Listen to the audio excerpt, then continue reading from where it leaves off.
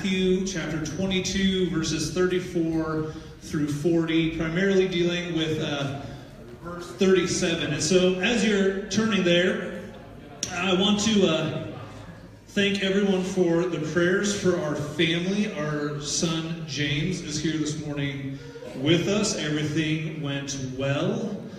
He's sleeping and getting over a minor cold that he caught from the girls as they were just finishing it the day we got home. So he may be sleeping quite a bit, but he is here with us this morning. And so as we begin this morning, like I said, I want to thank you for that, but I want to talk about our season of preparation. We're starting a little bit early for Easter, but I think it's a good time to start preparing for what is coming up. Since I've been here, we haven't had a Lent service. We haven't had an observation of the entire season. And so we're actually going to be participating in that as a church body, as a body of Christ, making sure that we're setting apart those 40 days prior to Easter and actually celebrating that with one another. And in doing so, we're going to prepare before we prepare for Lent. And so we're going to talk about idols for the next 2 weeks, the things that we allow to either consume our time or that have slowly slipped in through the cracks, whether we were aware of it or not, and it's kind of taken a place that we didn't mean for them to have. An example of this is we just exited the season of Valentine's Day and all lovey-dovey relationship type items. You can still buy the leftover goods from Fred Meyer. I'm pretty sure they have the little shelves and tables and whatever else. But we were busy with James and getting everything ready. And so February 13th around 3 o'clock, I was like, oh, we need stuff for Valentine's Day for the girls. I haven't got anything prepared. I haven't done anything. And so I went to Fred Meyer at 3 o'clock on February 13th. And that was an absolute terrible time to go get something.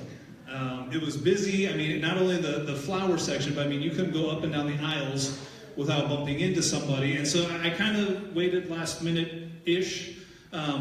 Partially my fault, partially my fault.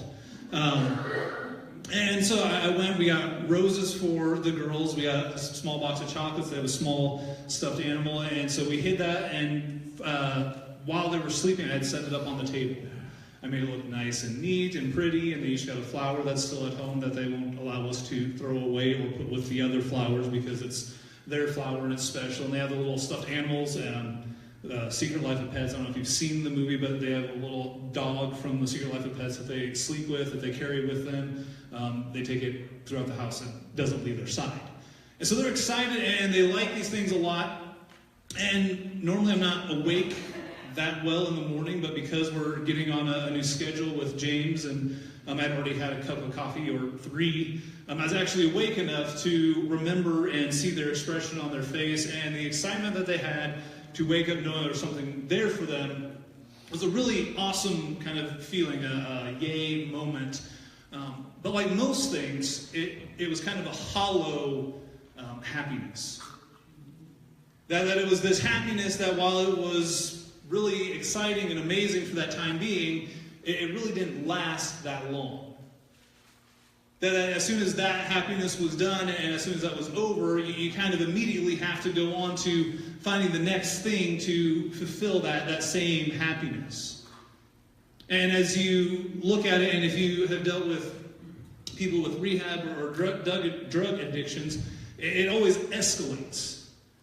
That what once was able to satisfy, you have to bring up another notch, and when that kind of wears off, you have to go up another notch, and when that wears off, and just kind of, and so you're always looking for something to fill that hollow void, that hollowness that you kind of seem to always have.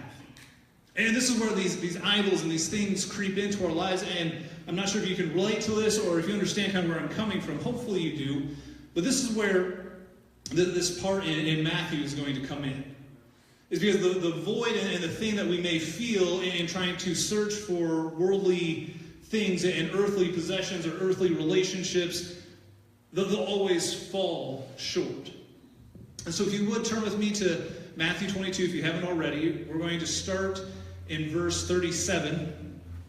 This is right after a teacher, somebody that was really well educated in the Jewish law, had come to him trying to trick him and trap him into saying something that the Jews would be like, oh, this is not right. They're up in arms. They're ready to crucify him here and then. So they're trying to trap him in this text. And so it starts in verse 37, and it says, he said to them, you shall love the Lord your God with all your heart, with all your soul, and with all your mind. This is the greatest and first commandment. And the second is like it, you shall love your neighbor as yourself. On these two commandments hang all the laws and the prophets. Heavenly Father, we pray that as we look at your word this morning, that as we dive into the text that you have given to us, that it would speak to our hearts, that it would not only just be something that we hear, but it would transform the way that we live and our relationship with you. So God, we pray that you would be with us. Let your Spirit speak to us where we're at this morning. We ask this in your name. Amen. So like I said, we have these things that slowly creep in, and if we're not careful, we're always looking for that next biggest and better thing, and we don't necessarily realize it. This passage is spoken to many people, and for Christians, it holds a significant place as well. But even before Christ spoke this to the people of that time and to us today, it was given to the Jewish people. It was given to the Israelite nation hundreds and thousands of years prior to it. Moses was the one that was giving the address in Deuteronomy 6:5. And if you look at it, it's kind of this cruel intention that Moses had, because they've been wandering in the desert for about 40 years. And they're on the verge of being able to see the promised land. They can see it there at the Jordan River area-ish, waiting for Joshua to take over leadership. And so they're about ready to go. They know Moses can't go with them. And Moses says, oh, before you go, I have one more little section that I want to give to you. But before you get to go and enjoy this land that God has promised us, I'm going to keep you a little bit longer and tease you. You can see it, but you're not going to go yet because I have something important to tell you. And so he goes into this idea of, you shall love the Lord your God with all your heart, with all your soul, and with all your mind. And so if you are able to turn quickly to Deuteronomy 6, do so. If not, I will read it for us. And it says, you shall love the Lord your God with all your heart, with all your soul, with all your mind. Keep these words that I am commanding you today in your heart. Recite them to your children and talk about them when you're at home and when you are away, when you lie down and when you rise. Bind them as a sign on your hand, fix them as an emblem on your forehead, and write them on the doorpost of your house and on your gates. This was a really important aspect for Jewish literature and Jewish tradition. The law and the first commandment, this is what everything hanged on or was built upon for the Hebrew people. This was supposed to be something that wasn't leaving them, that when they went to bed, it was the very last thing they thought of. When they woke up in the morning, it was the very first thing they saw or recited. But when they left their house or walked through a doorway, it would be there. It would be something visible and tangible that they'd be able to see and recite, and they would know this like the back of their hand. They would wear like a ball cap or whatever we would put on our heads. And I mean, it was an adornment that they put everywhere. It would get to the point where if non-Hebrew people, not understanding what that meant to them, entered the house or dealt with them very much, it would probably become annoying, like, man, you plaster this thing everywhere. But for them, it was the very foundational element of their law. It was something that was not supposed to leave them, and Moses is instructing them in this and saying, we just spent 40 years in the desert. We wandered, we made mistakes, we made idols, we ate food that was provided from God. I mean, you look at everything that we've done, we still made mistakes. So when you enter into this promised land, you need not to forget where we've been. It's almost an entire generation dies off and never is able to enter into the promised land. So he's reminding them, saying, you need to remember that God is our God, that we need to love him with everything we are. And so I have an interesting analogy for us today as we're talking. I have some marbles that were provided for us this morning. I'm going to try to see if I can make this a little bit bigger. There we go. And I want to talk about the idols and the things that slowly seep into our lives and the things that God has planned and in store for us. Because if we're not careful, the strength and the might and everything that we have gets replaced. There are things in our life that we may not even realize are taking the place of God, and it's why they had this recitation so ingrained in their mind. That it was something that was never supposed to distract them. And so the first one, and we're going to look at things as we're going along, and I'll show you the example as we're going. We look at the very first part. You're going to love the Lord your God with all your heart. Now, if you think about it, and if you go through your day, how often do you actually take time to spend in relationship with God? Do you actually spend talking and communing? For Callie and I, we wake up, we talk, we share coffee together, we kind of talk about what our day is going to look like. And so if you look at relationships, even the best relationships, the ones that are well-intended, you can see how they can slowly take place of God's position in your life. So if you're always looking at building relationships and trying to find friendships, you can see how sometimes those will take the place of God in your life. If I'll pick on our teens maybe, if you're going through school and trying to make sure all your friends like you, or you're trying to find the right person to marry in like 30 years from now, you have that as well. And so you have friendships and everything else, and slowly you fill up your void with God, or without God. You find these things to replace them because you're seeking them so earnestly. And like I said, it may not even be bad what you're seeking. It may not be terrible friendships. They may be actually really good. But they can take the place. That over time, if we're not careful, we spend more time with our friends and allowing their influences to guide us rather than God's influences. And so our heart is kind of stretched and pulled away from where God had originally intended us to go. He meant for relationships to be good and fruitful, but like I said, what happens if the moment you wake up, you're like, oh man, I need to get on Facebook and make sure that so-and-so is doing all right. You're worried about a relationship and you haven't gone very far in your day yet. That if you spend all your time with your family and not with God, you just continue adding more and more to it. And so our relationships become this idolatrous model that we seek after. I don't know if anybody has the problem of making sure that people like them. How many people want people to like them? We'll just go that. All right, we'll see. Okay. How many people are searching for a boyfriend, girlfriend, somebody to spend their rest of their life with? It's kind of awkward who rose their hands for that, but we're going to go with it. What else can we do here? How many have checked Facebook or some kind of social media this morning already? Okay. And so you can see how each of these things add up and can take place. We're going to go another route. How many, before you even got to church this morning, had read your Bible? Okay, a few. So actually, there's more that didn't. Just give me a bigger hand. Okay. Our heart gets pulled in different directions. What was meant to be this amazing relationship, this thing that God had planned for us, turned into something that distracts us from Him. So we have our heart. If you go to the next one with all of our mind and our soul, we'll kind of add those two together because they had a hard time separating those two around the time of Christ. They were dealing with this dualistic mentality. And so if we look at our soul and our mind, things that distract us, we have this wonderful thing, and we're doing it now. We stream our sermons on Facebook for people who are either away from the church, who are working, who are not able to be here, to be able to log on and watch them.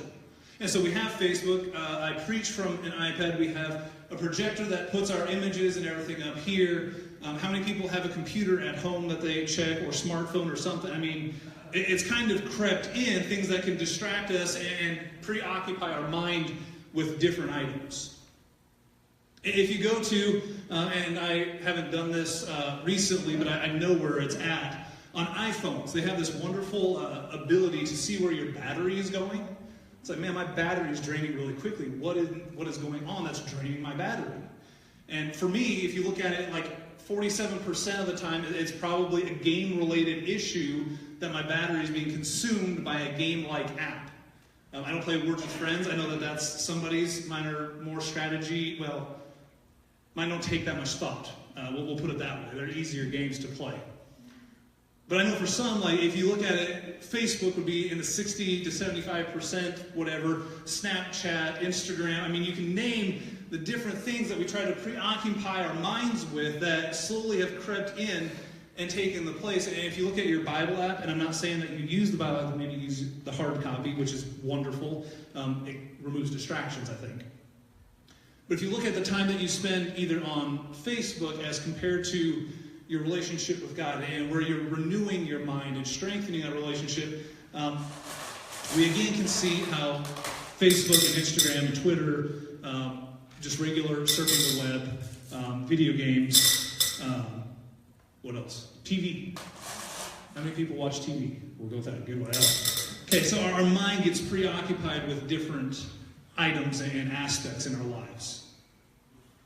And the things that we don't necessarily intend to be bad, that we don't really realize are negative, slowly begin to take up our space. What if we look at the last one? And the last one can sometimes be somewhat confusing, is how do you love God with all of your strength? Are you in the gym lifting weights and each time you do something like, yep, that one was for Jesus?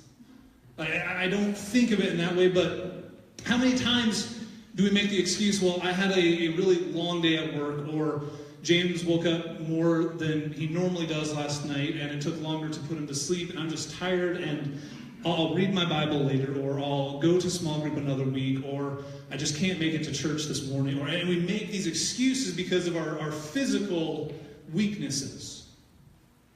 Because we don't think we have the strength to go and fellowship with the body of Christ. Like I said, Facebook is wonderful, and it gives us that opportunity to witness and be part of a service when we're not normally able to.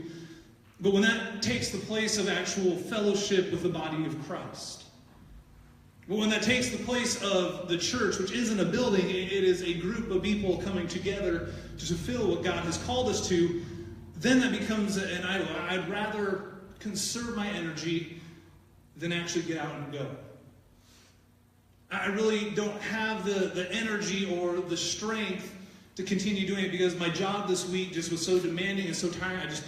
I physically couldn't do it. And so we make excuses for our strength not being able to be there.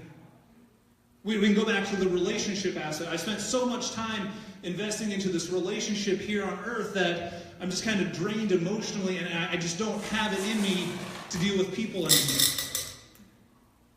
And slowly we find these little things to fill up our lives. We find times where we don't have everything that we need, and we'll see if we make this here. We fill it up.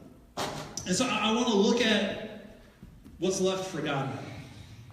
Because if you fill your jar up with what God has for you, with things of this world that you may not be able to, He still fits in there. And there's still plenty there. And I feel this way too full, but it's all right. What happens when He has more for us that we don't have room for?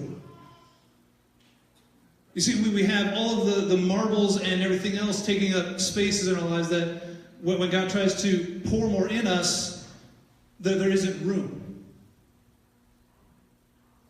And see, this is where the Israelite people kind of came into problems, is as they were entering into this promised land, there were going to be other nations and other peoples inhabiting it. There would be other gods that they worshipped and other practices that would be able to seep in and erode the foundation that they had set. There were going to be things that were not going to be of what God had planned for them. And so if you go through all of the laws that were written in the Old Testament, the ones that God is saying that if you followed this one commandment alone, all of the law would be fulfilled and everything the prophets said would be completed. That if you looked at that, all the other 500-something laws that they tried to follow would have been met. But they have those laws because things slowly took them away. If you look at the things talking about kosherness of not only food, but the material of clothing, you could see that the reason for that was to be set apart. The reason that they wore one clothing was because if you looked at it in a symbolic gesture, it was talking about remaining a holy people set apart for God, that it was a chosen nation. And that if they went out to other groups and saw what they had, there'd be a blending. And so the reason why they had one thing in their clothing instead of a blended material was to remind them that in everything they're doing, they need to be one people set apart for God. Everything that they did was to remind them of this one passage, that whatever they did, they were to love God with every being and every part of them that they are. And I look at that because the same God in the Old Testament that gave that law to the Jews and the Hebrew people, we see Christ giving it to a new group of people and to us. It's the same God that we serve is in the Old Testament as he is in the New.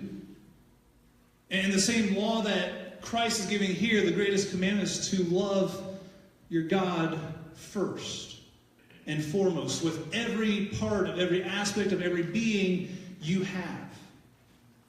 And the second is to love your neighbors as yourself. We don't even make the top two. We're third at the very best if we're going to rank where we should end up.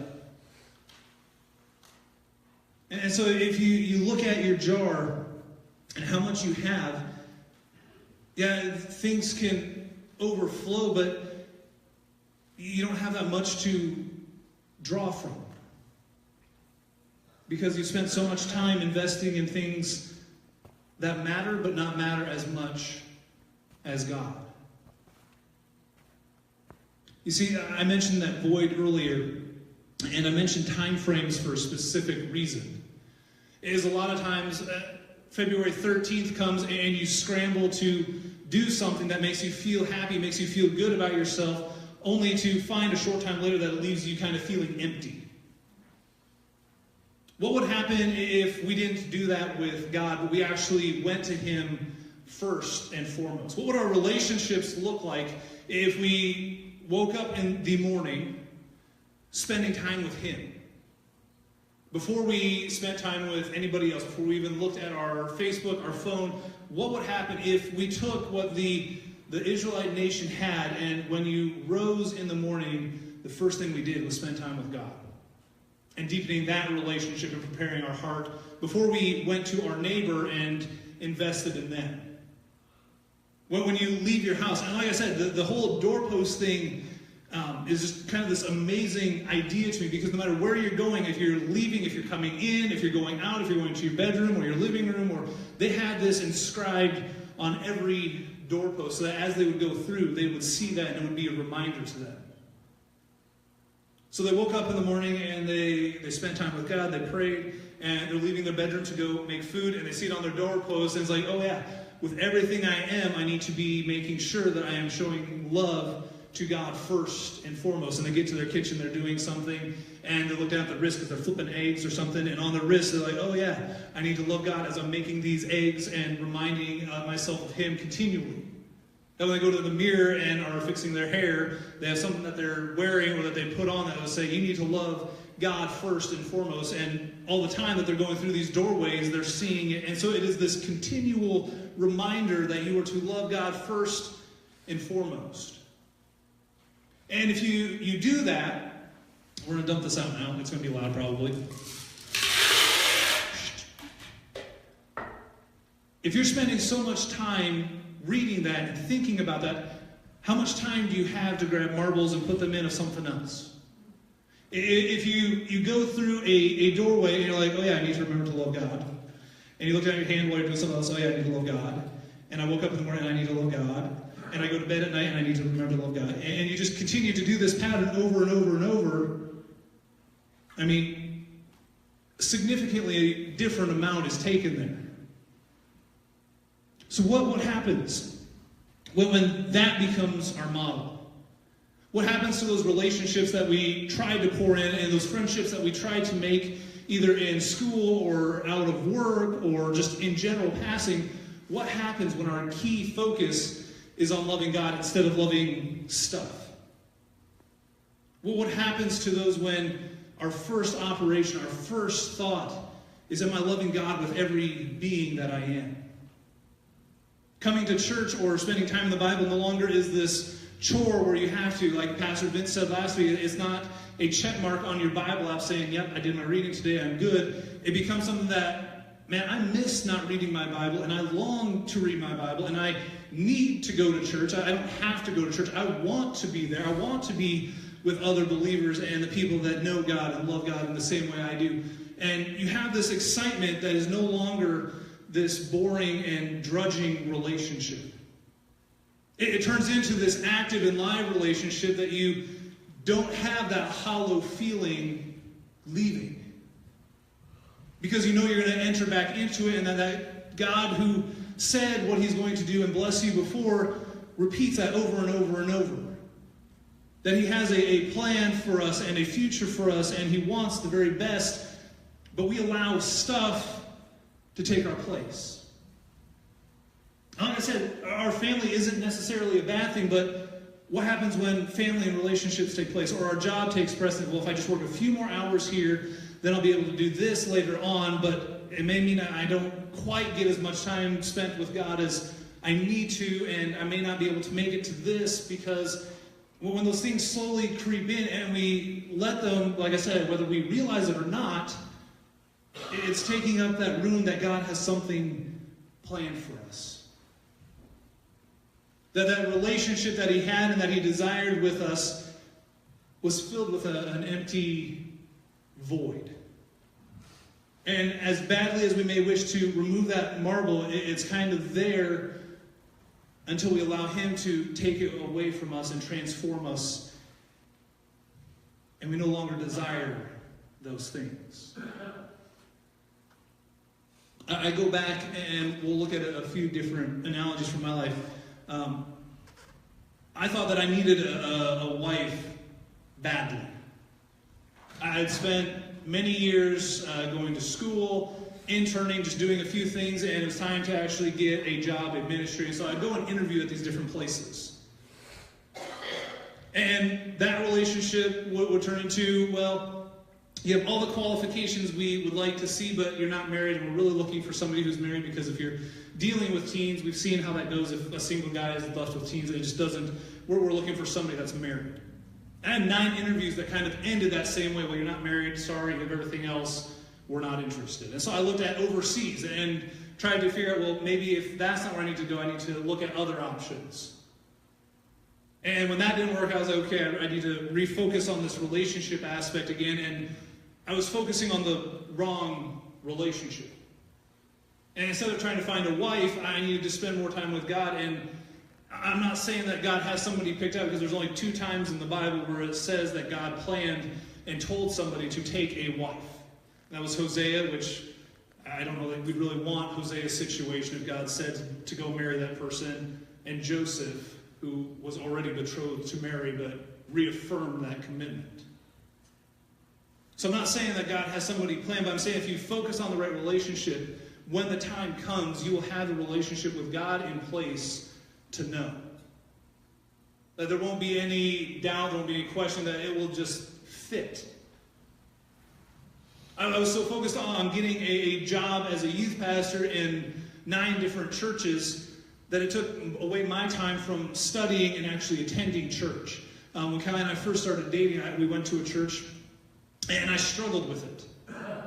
I struggled going to a church because I knew that I was supposed to be a youth pastor, and I don't want to go to a church that I'm not going to be able to invest in, and so why bother going to a church? And that was my mentality of starting to look at churches and go to church. It was robbing my joy because I was so focused on a job, and like I said, youth pastor I don't think is a bad job to have.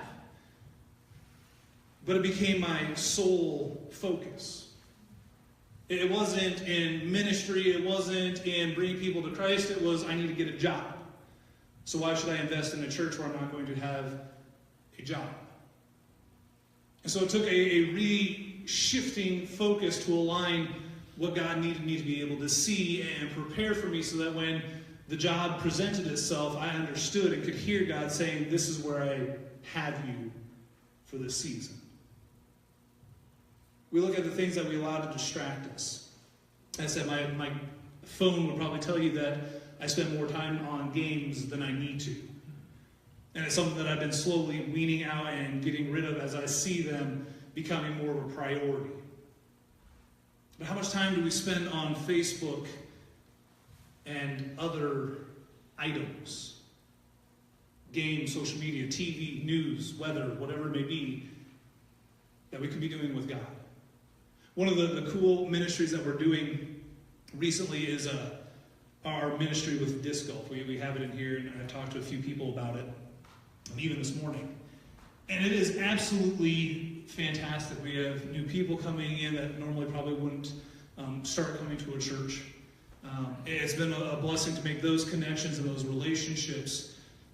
But here's the problem, and here's where I caught myself that as I was preparing and looking at the different idols and things that we have, I'm somewhat competitive.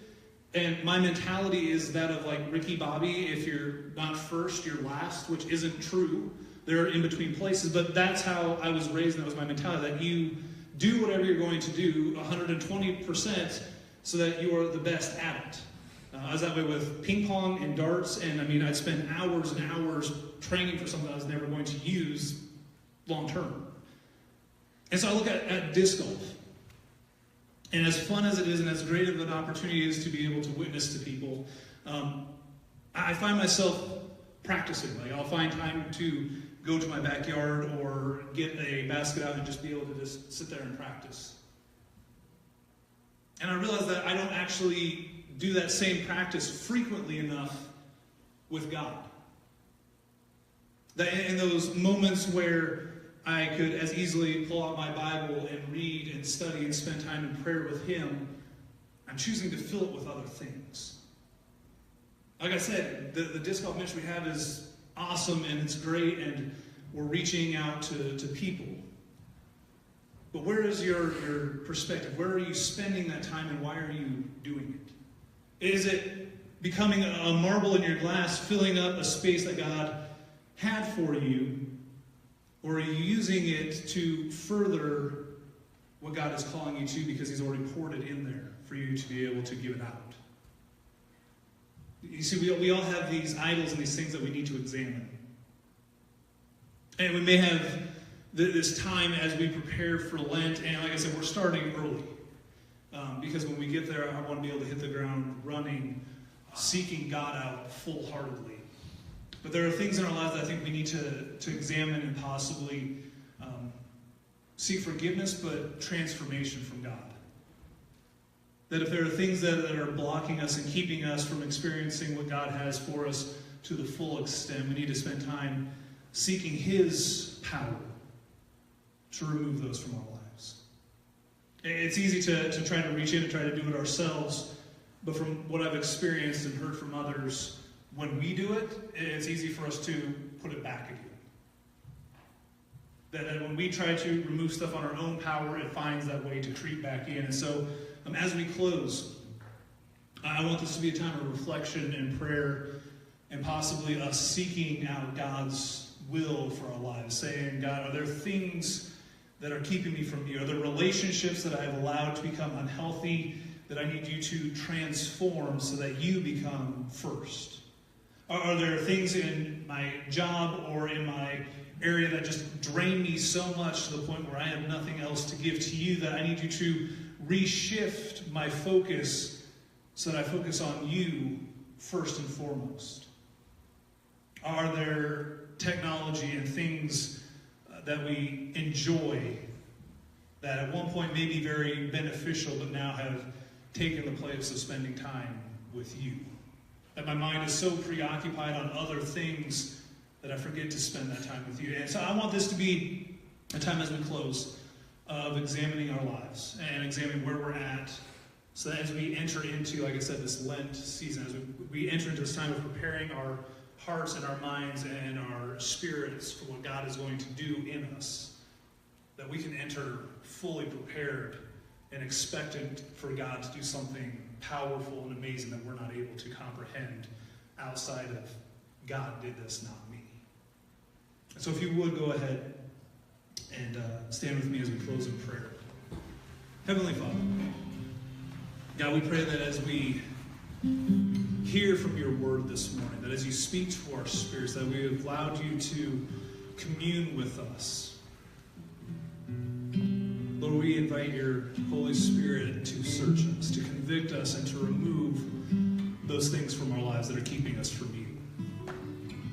Whether it is a relationship, whether it is something that is just draining us of all of our energy so that we have nothing left to give you, or if there are those things that are just distracting us and keeping our minds away from being transformed and renewed by your Spirit. God, we pray that you would reveal those to us and that you would remove them.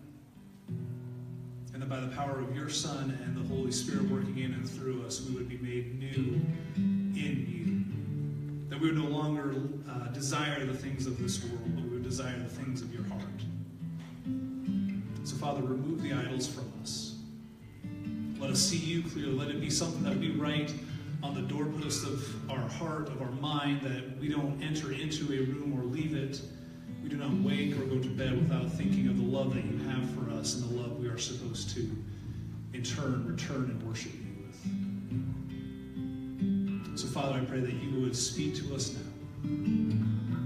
Lead us by your presence into the things that you would have us do. And we ask this in your name. Amen.